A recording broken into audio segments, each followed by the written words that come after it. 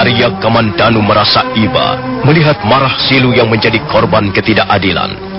Dia dituduh mencuri burung jalak sewu milik Wanaringgit, dan dia tidak mampu membela dirinya. Dia tidak berdaya menghadapi Wanaringgit, salah seorang warga desa Sukayatra yang kaya raya, yang tidak segan-segan menyuap para penghulu keadilan ataupun kepala desanya sendiri. Marah Silu, warga desa yang miskin, yang kehidupan sehari-harinya sudah kembang kempis, terpaksa menjalani hukumannya. Dia dicambuk 50 kali dengan rotan hitam. Tubuhnya sampai bilur-bilur, dan bibir serta wajahnya membengkak. Istri Marah Silu meratapi kemalangan suaminya. Dia merasa sedih dan putus asa, karena uang simpanannya ikut dirampas penghulu keadilan. Tapi mendadak, dia ternganga keheranan, begitu ada orang menolongnya dengan memberinya sejumlah uang. Siapakah Tuan ini? Siapakah Tuan berdua? Kau tidak perlu tahu siapa kami. Ambil saja uang itu sebagai ganti uangmu yang dirampas penghulu keadilan itu. Terima kasih Tuan. Terima kasih sekali. Tuan telah menyelamatkan keluarga kami. Tuan telah menyelamatkan hidup kami. Terima kasih Tuan. Kau tidak perlu mengucapkan terima kasih padaku. Ucapkanlah terima kasihmu itu kepada Yang Kuasa. Dialah sebenarnya yang telah menolongmu. Oh Tuan, terima kasih Tuan. Terima kasih atas pertolongan Tuan. Kakang Marasilu, lihatlah, kita mendapat pertolongan Kakang. Lihatlah, tuan-tuan itu tadi telah menolong kita. Kita bisa berbuat banyak dengan uang ini. Kita tidak perlu berputus asa lagi. Rupanya masih ada juga orang-orang berhati mulia di negeri ini. Kalau saja di negeri ini banyak orang seperti tuan-tuan itu tadi, tentulah negeri ini akan segera berubah menjadi negeri yang makmur, aman, tentram dan sejahtera. Oh Sang Hyang Widi, terima kasih atas karuniamu. Terima kasih atas rahmat yang kau limpahkan pada kami.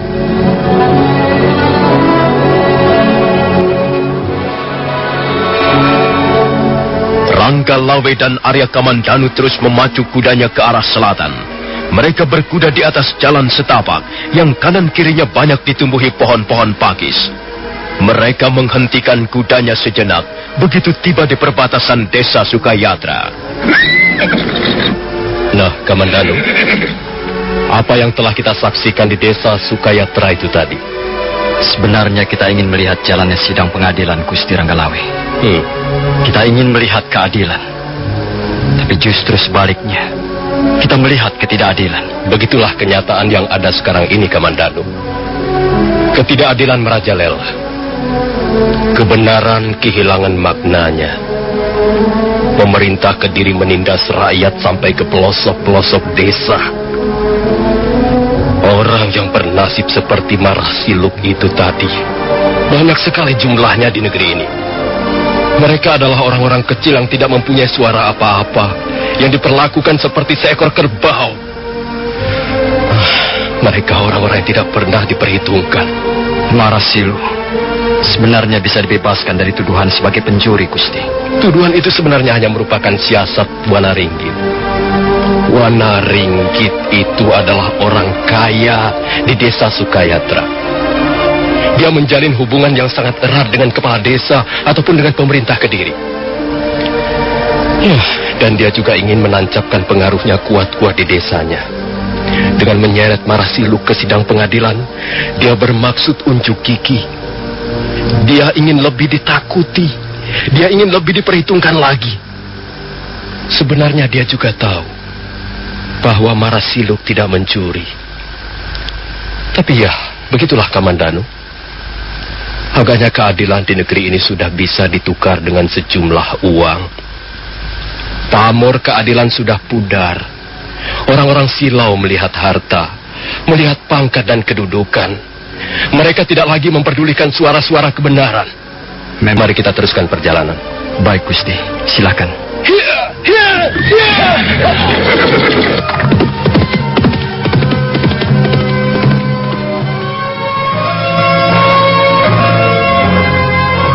Menjelang sore hari, Arya Kamandanu dan Ranggalawe tiba di desa Kambang Rawi. Mereka memutuskan untuk menginap di desa itu. Arya Kamandanu melihat penghidupan warga desa Kambang Rawi kurang menggembirakan. Banyak orang-orang berwajah murung dan sedih. Hampir tidak ada yang memperlihatkan wajah berseri-seri. Kehidupan mereka seperti tertekan. Anak-anak kecil bermain-main dalam keadaan telanjang di halaman ataupun di tegalan. Tubuh mereka rata-rata kurus, dan wajah mereka memperlihatkan kebodohan yang menyedihkan. Pagi harinya, Arya Kamandanu dan Ranggalawe meneruskan perjalanan. Mereka meninggalkan desa Kambang Rawi pagi-pagi sekali. Kemudian mereka berkuda menyusuri daerah perbukitan di kaki Gunung Anjasmara.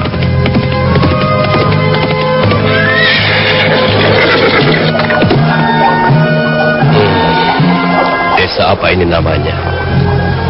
Desa ini nampaknya sangat sepi sekali. Hanya 1-2 orang kelihatan bekerja di sawah. Kemana orang-orangnya? Mungkin kita bisa bertanya pada salah seorang yang sedang bekerja di sawah itu, Gusti. Baiklah. Ayo kita temui orang itu. Itu yang sedang mencangkul pematang itu.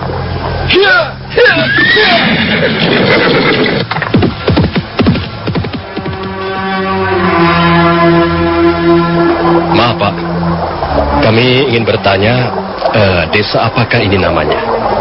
Tuan-tuan mau kemana? Kami hanya ingin melihat-lihat saja suasana di sekitar kaki Gunung Anjasmara ini. Tuan-tuan sekarang berada di desa Kedukan Bukit. Desa ini namanya Kedukan Bukit. Apakah warga desa ini mempunyai kesibukan lain selain bercocok tanam? Iya, kami tidak melihat ada banyak orang bekerja di sawah. Barangkali mereka mempunyai kesibukan lain seperti membuat kerajinan bambu ataupun tanah liat. Ya, memang Tuan. Memang ada di antara warga desa kami membuat kerajinan-kerajinan seperti itu. Tetapi sebenarnya sebagian besar di antara kami masih sangat bergantung pada hasil bercocok tanam. Lagi pula kerajinan-kerajinan seperti itu bisa kami kerjakan malam hari. Lalu mengapa sawah-sawah di sini nampaknya sepi? Kami lihat hanya ada beberapa orang saja yang mengerjakan sawah itu. Mereka semuanya pergi, Tuan. Pergi kemana, Pak? Sejak pagi-pagi sekali mereka sudah berkumpul di halaman rumah kepala desa. Iya. Ada apa di halaman rumah kepala desa? Barangkali kepala desa sedang menyelenggarakan tontonan yang tidak usah membayar. Atau barangkali sedang ada acara istimewa. Tidak, Tuan. Kalau tontonan yang Tuan maksudkan sebagai hiburan, sudah sejak lama sekali warga desa ini tidak pernah menonton apa-apa. Lagi pula, setiap hari kami sibuk bergelut dengan nasib kami yang semakin sengsara. Barangkali hati kami tidak akan terhibur lagi. Sekalipun disuguhi tontonan tari-tarian yang menarik dan mahal, yang didatangkan dari Keraton Kediri. Iya. Mengapa bisa begitu, Pak? Ya, memang kenyataannya begitu, Tuan. Barangkali kami sudah tidak bisa tertawa lagi, atau tersenyum lagi. Tertawa atau tersenyum bagi kami merupakan barang yang mahal harganya, Tuan. Dan kami tidak mampu membelinya. Kalau begitu, suasana desa Kedukan Bukit ini tidak terlalu menggembirakan. Kami bukan orang-orang yang senang. Barangkali desa kami hanya ada beberapa gelintir manusia saja yang bisa menikmati kesenangan. Dan mereka itu tidak bersedia membagi kesenangannya pada kami, orang-orang yang miskin ini. Kami ingin tahu, Pak. Apa sebenarnya yang sedang terjadi di halaman rumah kepala desamu? Sudah biasa, Tuan. Sebenarnya kami sudah tidak heran lagi. Dan sebenarnya warga desa kami tidak ingin memenuhi undangan kepala desa. Jadi, orang-orang tidak bekerja di sawah karena ingin memenuhi undangan kepala desa. Begitu, Pak? Ya, Tuan. Kepala desa mengundang kami untuk ikut menyaksikan jalannya sidang pengadilan desa. Belum lama ini kami juga menyaksikan jalannya sidang pengadilan di desa Sukayatra. Sidang itu menangani perkara pencurian. Bulan kemarin desa kami juga mengadakan sidang pengadilan untuk menangani perkara pencurian, Tuan. Tapi sekarang perkara lain lagi, perkara perkosaan. Begitu. Lalu mengapa Bapak tidak ikut hadir menyaksikan jalannya sidang pengadilan itu? Tidak Tuan, saya sudah bosan. Sebenarnya warga desa kami juga sudah pada bosan dan muak. Kalau mereka datang, hal itu mereka lakukan hanya untuk menghormati kepala desa. Lain tidak. Kalau tuan-tuan tertarik, mengapa tuan tidak datang saja ke halaman rumah kepala desa? Iya, kami memang ingin menyaksikannya. Apakah rumah kepala desamu jauh dari sini? Tidak seberapa jauh, Tuan. Ikuti saja jalanan ini. Nanti Tuan akan sampai di lapangan rumput yang luas. Rumah kepala desa kami terletak di pinggiran lapangan rumput itu. Baiklah. Terima kasih atas keteranganmu, Pak.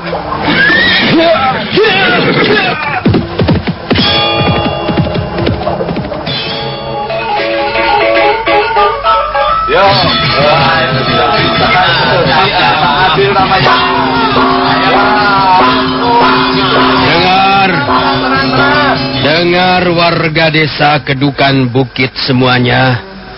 Aku adalah seorang penghulu keadilan. Aku diundang kemari oleh kepala desa untuk menangani suatu perkara. Perkara ini sudah dilimpahkan padaku sejak kemarin lusa. Perkara ini berkenaan dengan tuduhan salah seorang warga desa Kedukan Bukit yang bernama Sangguri. Sangguri menuduh atau mendakwa Rangke Wangkali telah memperkosa adik kandungnya. Mana yang bernama Sangguri? Ayo, maju ke depan. Sayalah yang bernama Sangguri, Bapak Penghulu Keadilan. Sekarang aku ingin bertanya padamu, Sangguri. Apakah kau yakin bahwa tuduhan ataupun dakwaan yang kau lemparkan pada Rake Wangkali ini benar? Benar, Bapak Penghulu Keadilan. Hamba yakin seyakin-yakinnya. Hamba mempunyai 2 orang saksi yang masih hidup, yang menyaksikan peristiwa memalukan itu. Rake Wangkali memang telah memperkosa adik kandung hamba, dan hamba tidak terima.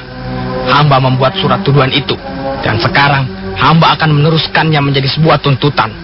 Hamba menuntut agar Rake Wangkali jatuh hukuman yang setimpal dengan perbuatannya. Maaf, Bapak Penghulu Keadilan. Sebagai kepala desa Kedukan Bukit ini, apakah hamba diperbolehkan ikut bicara? Tentu saja kepala desa mempunyai hak untuk ikut bicara. Silakan. Sangguri, kau tidak bisa menuduh sembarangan pada Rake Wangkali. Semua orang tahu siapa Rake Wangkali itu. Dia sudah berbuat banyak untuk desa Kedukan Bukit ini. Dia sudah banyak berjasa untuk ikut membangun desa ini. Belum lama ini dia menyumbangkan 2000 potong bambu untuk membangun jembatan. Bahkan dia pernah menyumbangkan 2 ekor kerbau untuk mengadakan pesta bersih desa. Semua orang tahu bahwa Rake Wangkali adalah orang yang suka berbuat kebaikan. Nah, mungkinkah orang seperti itu melakukan suatu perbuatan yang memalukan nama baiknya sendiri? Bapak Kepala Desa, Bapak tidak perlu membeberkan kebaikan-kebaikan yang sudah dilakukan Rake Wangkali. Yang jelas, dia sudah memperkosa adik kandung saya. Apa kau dapat membuktikannya? Saya mempunyai 2 orang saksi. Aku keberatan dengan saksi-saksi yang kau ajukan. Jelas, mereka itu masih sanak keluargamu sendiri. Bapak Kepala Desa, sebagai Kepala Desa, Bapak harus berbuat adil, tidak berat sebelah. Justru aku bicara ini atas nama keadilan, Sangguri. Saya tidak percaya Bapak bicara atas nama keadilan. Bapak pasti tahu siapa Rangke Wangkali yang sebenarnya. Dia memang orang paling kaya di desa ini. Hartanya banyak, sawahnya luas, kebunnya luas, ternaknya banyak, dan gundiknya pun banyak. Istri-istri simpanannya berceceran di mana-mana. Semua orang tahu itu. Tapi rupanya dia seorang manusia yang serakah. Sudah mendapatkan kesenangan yang berlebihan, masih juga dia memperkosa seorang gadis. Sangguri, kalau kau terus-menerus mengumbar mulutmu, kaulah yang akan mendapat hukuman berat. Perkara ini masih diperiksa oleh Bapak Penghulu Keadilan. Kita masih belum tahu siapa yang salah dan siapa yang benar. Nah, Bapak Penghulu Keadilan, hamba rasa cukup. Sekarang hamba persilahkan Bapak Penghulu Keadilan meneruskan memeriksa perkara ini sampai tuntas. Tenang.